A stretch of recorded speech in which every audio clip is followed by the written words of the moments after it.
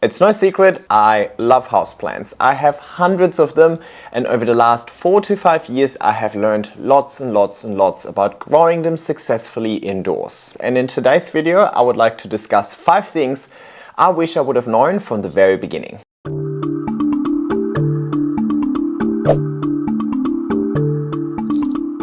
Hey everybody, and welcome back to our YouTube channel. Now, there is a lot of advice out there on the internet, and some of it can even be contradictory. I would love for everybody to walk away from this video feeling empowered to make their own judgment and take their hobby to the next level. Let's get right into it and start with number 1, which is by far the most important, and it will explain why there's so much contradictory advice on the internet. Let's talk about conditions. For you to grow plants, you first and foremost need to understand the conditions that you have to offer. Conditions will always set the plant's potential to grow, and the conditions that the plant appreciates or needs to thrive is not determined by us, it's determined by the plant. It's in their DNA. What sort of conditions would this plant grow up in nature? If you can replicate or get at least really close to those conditions, then chances are your plant will thrive. I get many comments and questions on a daily basis, people asking me to help troubleshoot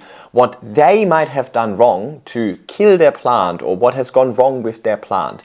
And in 99% of instances, it's most likely a result of giving the plant insufficient conditions or inappropriate conditions for the plant to survive in the first place. The plant's entire purpose in life is to survive and spread. So the plant is going to try its hardest to actually survive. But if you don't give the plant conditions that suit it, even the strongest plants will not be able to survive. So let's take the example of a cactus and maybe a tropical philodendron. The tropical philodendron would want warm temperature, bright indirect light, and high humidity. The cactus would also want warm temperatures, but it would appreciate as much direct sun as possible, and it wants really dry conditions, doesn't want too much water, and definitely doesn't want high humidity. So those are two very different plants that have a very different set of preferred conditions to be grown in, and if you switch them around and you give them the opposite conditions to what they want, both of them will die. So it's really important for you as a new plant parent to actually understand the conditions that you've got to offer in the first place. I'm quite lucky. I live in Sydney, which is a temperate climate, but during summer it definitely feels quite subtropical. So I do have naturally high humidity because I live quite close to the ocean.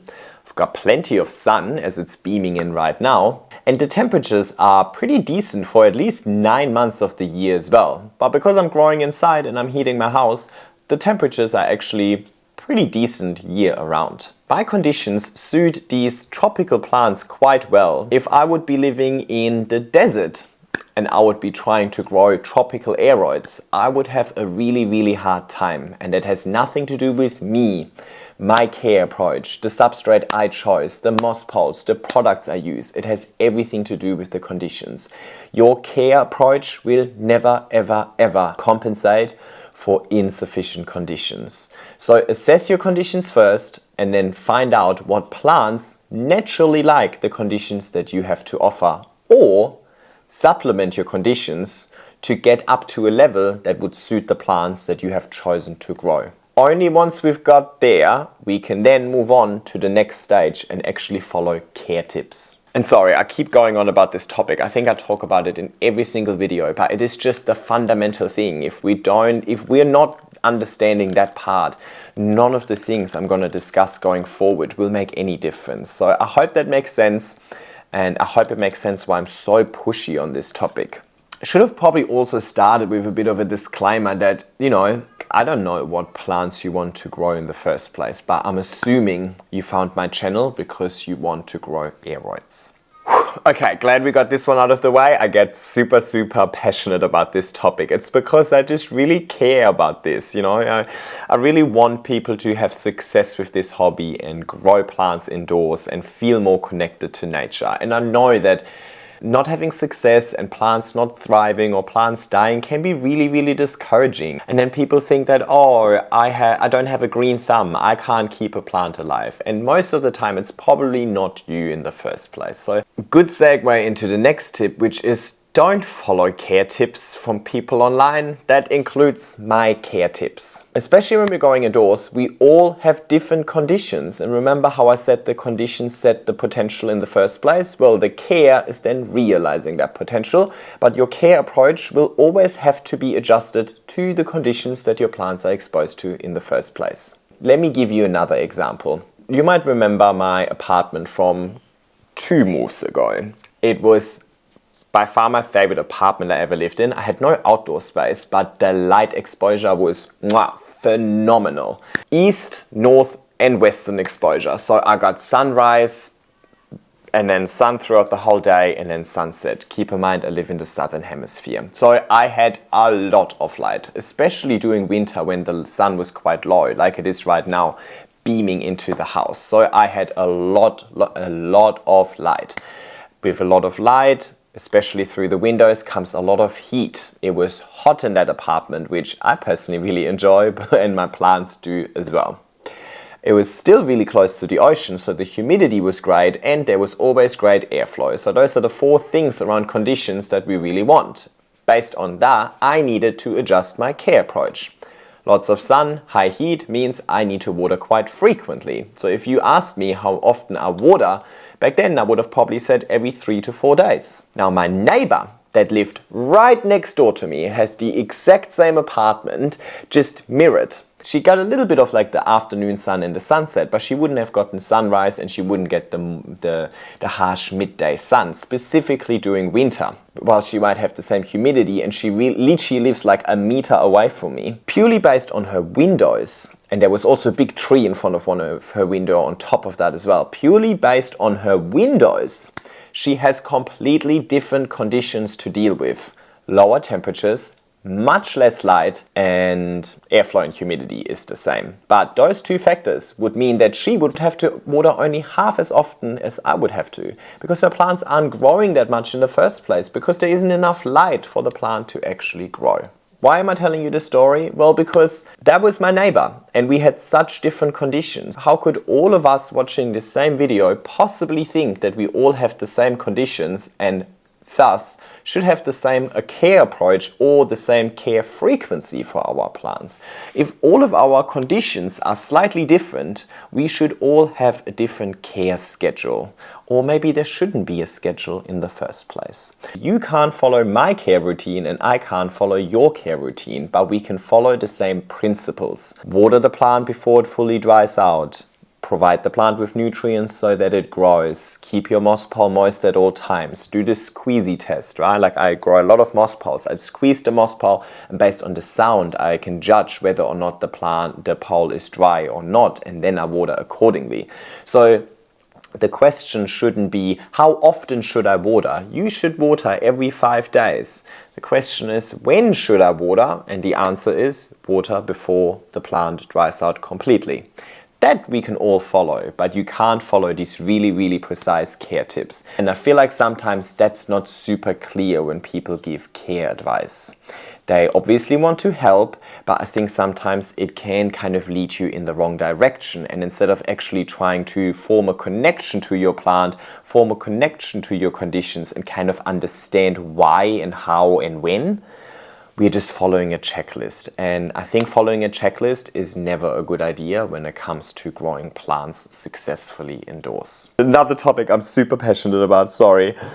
Oh my God, I wanted this to be short and sharp, but I don't know, I just feel like I can't stop myself from talking. I also hope this sun exposure isn't too crazy, but myself and Bradley are definitely enjoying it. Aren't we, huh? A little bit of sun. A little bit of sun on your tummy. Next one, and I learned this one the hard way when I first started. Do not use store-bought potting soil. The soil is most likely what's bringing in all of the pests into your house, specifically fungus gnats, which aren't necessarily harmful to the plant, but are just really annoying. Problem is not with the soil in itself. The problem is with the way that it is stored in these big garden centers. It's usually moist, it's then put in plastic and there's no airflow. It's organic material, it's gonna start rotting away and that attracts fungus gnats. and they'll just have the perfect breeding ground in there. You then take that into your home. You might add a little bit of perlite to improve drainage and aeration, but ultimately you just basically introduced nets into your entire house and they'll take advantage of it. The moment I stopped using store-bought potting soil, I had no net issues, and I have hundreds of moss poles, and people, at least you don't believe me when I say I don't have nets. So I use a chunky aeroid mix, and I have a full tutorial linked in the description about this as well. And it basically has a lot of chunky components that add drainage, aeration, but also water retention and nutrient retention. But I am not using store-bought potting soil. Next one, do not underestimate the importance of fertilizer. Plants are hungry. Let me give you a little analogy on this one. Let's think about like the peak human performance. Let's think about athletes. Let's talk about the Olympics. The Olympics are this year, and I'm a big sports fan. If you look at athletes, they usually have one thing in common. They fuel their body with the best possible fuel, with the best possible food, right? They probably want whole foods. They make sure that their food has lots of nutrition. They track their macros, their micros, and so on. If you don't fuel your body with the proper fuel, then how the hell is your body supposed to function? The same goes for plants. These plants also need nutrients. They need fuel if you really want to get the best out of your plants. So don't underestimate the importance of nutrients in the first place, and don't underestimate how much nutrients they might need. Now, of course, it also depends on what kind of nutrient you provide. I personally provide a liquid nutrient with every watering. I use GT Foliage Focus, and it's linked in the description, and there's also a discount code if you live in the US. Now, they have not started distributing worldwide. I think they're just, I think they're in Canada as well. Well, definitely Australia. They're an Australian company, and they're definitely in the US. But if you are a fellow plant parent from a different country, I would love for you to leave your recommendation of fertilizer and your country in the comments, so that we can kind of learn from each other. But when I was new to plants, I didn't really provide my plants with nutrients. I was so busy just looking after the soil and like what substrate should it be in, and watering and all of that, and light conditions, all of that jazz. I kind of forgot to provide nutrients, and only once I started providing nutrients on a regular basis, I really saw my plants taking it to the next level. Now, these nutrients aren't just good for leaf growth. These nutrients are also relevant for root growth, and the more root mass, the more likely your plant is going to thrive. It gives the plant the potential to actually hold on to all of these leaves in the first place. So for example, if your plant can't hold on to more than 1 or 2 leaves, it might be that it just doesn't have enough nutrients available to actually keep that leaf alive. I can't give you a concrete frequency in which you should provide nutrients, because ultimately it does depend on the product that you use, but I would recommend just using the product as advertised by the company that produced it. So the way I use the GT Foliage Focus is exactly the way that it's supposed to be used on the back of the bottle. So I just follow that. Just one more, yeah? But this one is also important. Promise? Going to support me with that one? And then lastly, and it's coming back to my favorite topic around conditions versus care, is airflow. Now, when I spoke about conditions earlier, I mainly spoke about light, humidity, and temperature. But the one thing a lot of people underestimate is airflow. By airflow, I don't mean blasting your plant with wind. Yes, out in nature, plants are exposed to wind, they get thrown around and so on, and yeah, they survive.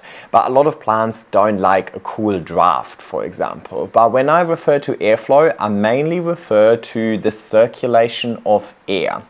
That does 2 things. First of all, well, it circulates the air, meaning the air isn't being just stagnant, and that helps, for example, dry droplets on leaves, which then as a result can prevent fungal issues. So for example, if your moss pole is getting moldy, you probably don't have enough air circulation. But also the exchange of air just brings in fresh air. plants produce all of their energy via photosynthesis. As part of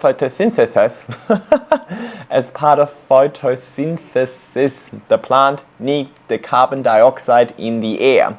So it wants, well, fresh air. For humans, we refer to the oxygen as fresh air, but it wants fresh air. It wants bloody CO2, okay?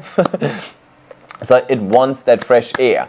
Roots love oxygen. It wants fresh air in the end, right? So the plant in nature would constantly get exposed to fresh air. When we grow them inside, they do not want our stinky indoor air. They want fresh air. So where possible, obviously, depending on whereabouts in the world you live, keep your windows open. I usually have my windows open during summer. During winter, it's a little bit too cold, but you can use fans to provide consistent air circulation and just air out the room maybe once a day or something like that.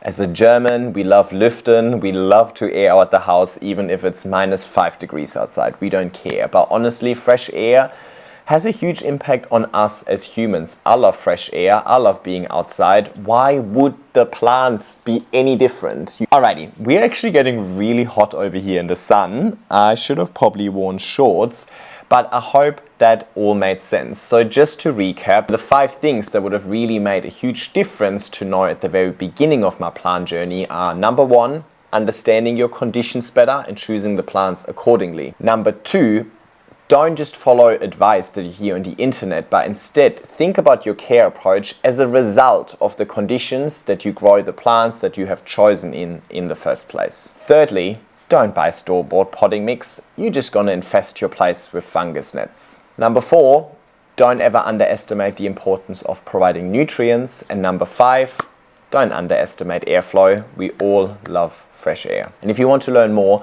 please check out my tutorials. I have a full moss pole playlist, I have a full playlist on my plant collection and so on. I hope you enjoyed that. If you watched the whole video, I would love for you to leave a little cat emoji in the comment section. Mwah! Happy growing, and I'll see you next time. Bye.